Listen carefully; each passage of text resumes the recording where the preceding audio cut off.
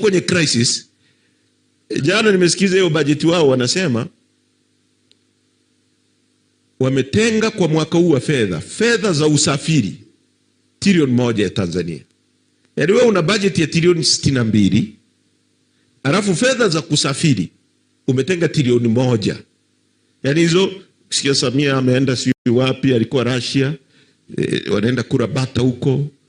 Sikia si waziri yaani eti waziri wa madini anatoka Dodoma anaenda eti Geita kukagua madini. Pale Geita kuna mtu anaitwa afisa madini wa wilaya, afisa madini wa mkoa, afisa madini wa kanda.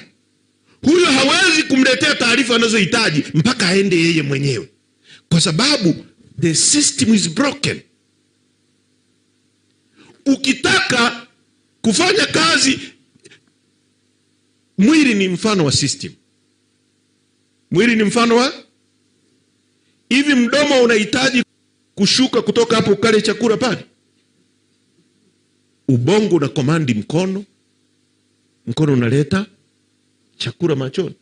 Sasa wanachofanya, kama system iko broken, itabidi mdomo ndio ushuke wenyewe kwenda pale. Ndicho wanachofanya, kwa sababu there is no system. Kwa sababu kama umeweka watu kule chini, afisa elimu, wewe unapaswa hata labda uende kila siku wako kule. Kwa nini? Kwa sababu ni mazingira ya rushwa, kwamba waziri amekuja lakini kuna mtu wa usalama wa taifa yuko pale, wa mkoa, wa wilaya, wa kanda, kuna mkuu wa wilaya, kuna nini. Sasa hao watu wote, kuna mkurugenzi. Kwa nini wasisimamie kile? Kwa nini waziri? Kwa sababu waziri sio mtendaji. Waziri unapaswa kusimamia policy. Ngazi ya waziri ni ngazi ya policy, sera, sio utendaji. Kwa sababu waziri hawezi kuwa kila. Ndio maana kwa mfano tuna wizara ya maji, na eti yule waziri wa maji ndio sisi wanasema eti ndio bora kuliko wote. Kila siku utamwona amekimbia, mara amejitwisha ndoo. We don't need maigizo ya wewe kujitwisha ndoo, tunahitaji maji. Sasa huyo waziri atakuwa Tarime, wakati huo wawe Rukwa, wakati huo wawe Mbeya, kwa sababu you have watu, una watu. Wewe ni kusimamia policy. Kwa nini wewe afisa maji wa mkoa hatuna maji na kufanya? Afisa maji atamfanya yule wa chini yake, yule atamfanya yule aliyesababisha uzee. Sasa ukienda pale ukapiga mkifua mkwara, ukasema sisi nimefukuza hapo, ukiondoka nani anasimamia pale? Urudi tena baada ya miaka 10. Inawezekana kweli? Hivi mnaelewa ninachokisema? Huhitaji waziri kuwa kila sehemu. Sio Mungu, is not omniscient. Waziri hawezi kuwa omnipotent au omniscient kama Mungu. Ndio maana hata ya maigizo ya rais, si rais. Watu hawana ajira. Hebu fikiria nchi. Kuna mtu anaitwa waziri mkuu, anazunguka watu, anaenda kumwambia mimi si nilikuwa na mpenzi wangu akanipiga mimba, sio amenia. Hiyo ndio kazi ya waziri mkuu jamani. Huyo atafikiria saa ngapi namna ya kukutengenezea wewe ajira?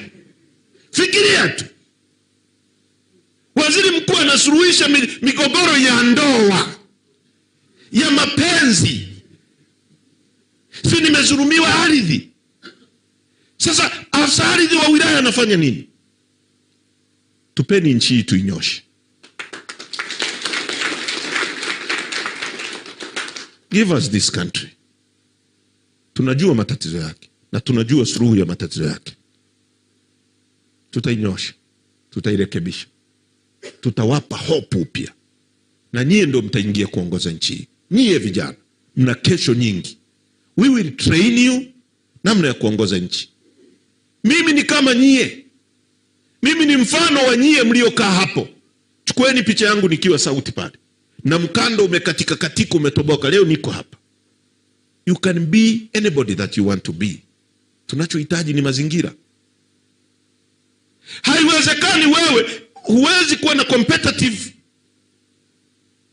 advantage sawa na mtoto wa waziri, kwa sababu wewe umesoma shule ya msingi Mapinduzi A, Kidumu na Ufagio. Mwalimu mwenyewe hajui Kiingereza. Umeenda sekondari inaitwa shule ya sekondari ya kata, sio ya Kitwiru. Umemaliza, umekuja hapa. Alafu unakutana na mtoto wa Mwigulu Nchemba amesoma shule inaitwa Pampas Coluna Academy School. Alafu mnaenda kwenye interview, utawezana naye? Alafu interview inataka uzungumze Kiingereza. Tangu pale unapoteana. Tunataka tujenge nchi ambayo wote mna fursa sawa ili mshindane vizuri. Haiwezekani. Hebu fikiria kwamba hivi inawezekanaje kitu cha private kinakuwa bora kuliko kitu cha serikali? Ufisadi namba moja kwenye nchi hii ni pale unapokuta hospitali ya umma eti inazidiwa na hospitali ya John Heche ya mtu private. Wakati huyo mtu private anailipa serikali kodi, serikali hailipi kodi. Wakati huyo mtu binafsi anahitaji kibali serikalini ili afungue hospitali, serikali yenyewe haihitaji hicho kibali. Inakuwaje kitu cha private kizidi cha serikali ubora? Ndio mwanzo wa ufisadi. Tutahakikisha shule za umma, na sio kwamba tutafunga zile za watu binafsi. No, tutatengeneza shule za serikali ziwe bora kiasi kwamba mtu hataenda kwenye shule ya private, yeye mwenyewe atataka mtoto wake aje shule ya umma kwa sababu ni bora kuliko ile ya private.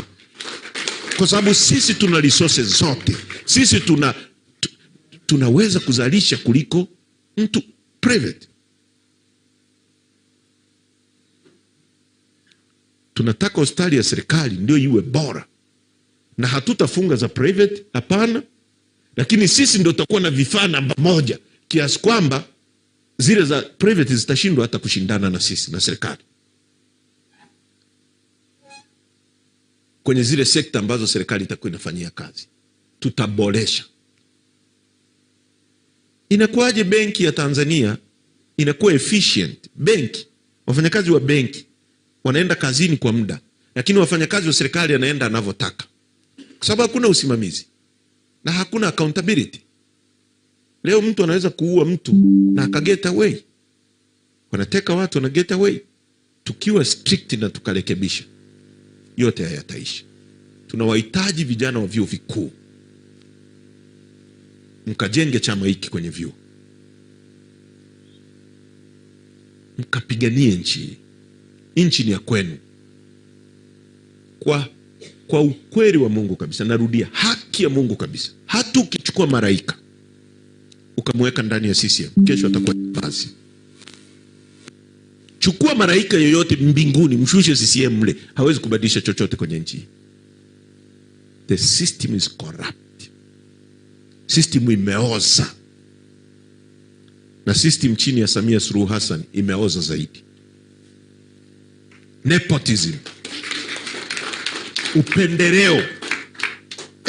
Unajua kitu cha kwanza kwenye binadamu ni haya, ni kuwa na haya, aibu, conscience. Hivi katika kipindi ambacho watu wameuawa, watu wanalalamikia uchaguzi, unawezaje kumteua binti yako kuwa waziri na mkwe wako? Unawezaje? Fikiria hilo jambo tu, dada tu fikirie. Yaani katika hate ya tension tuliokuwa nayo, mtu ana uthubutu anateua mkwe wake. Anasema haitoshi, anateua na mtoto wake kuwa waziri. Huyo mtu ana uwezo wa kubadilisha nchi? Hapo kuna watu wanatumwa, eti wanaitwa usalama wa taifa. Fuatilia Heche. Usalama wa taifa, fanyeni kazi ya kurekebisha nchi. Nchi ina matatizo makubwa, na mkiendelea hivi mtaiingiza shimoni. Na mwisho, mwenyekiti wetu yuko ndani sio kwa sababu amekosea. Yuko ndani kwa sababu anataka wewe uwe na fursa sawa na Abduli. Yuko ndani kwa sababu anataka rasilimali zetu zitumike kwa ajili ya kubadilisha maisha yako. Yuko ndani kwa sababu anataka mama yako yule anayeugua pale kijijini atibiwe sawa sawa na Samia Suluhu Hassan. Mwenyekiti wetu yuko ndani kwa sababu hataki yoyote akose ada, ashindwe kusoma. Tunataka mtu yoyote afikie full potential ya maisha yake mwenyewe, lakini sio kwa kisingizio kwamba nilikosa ada, sio nilisoma pabaya. Mwenyekiti ndio anachokipigania.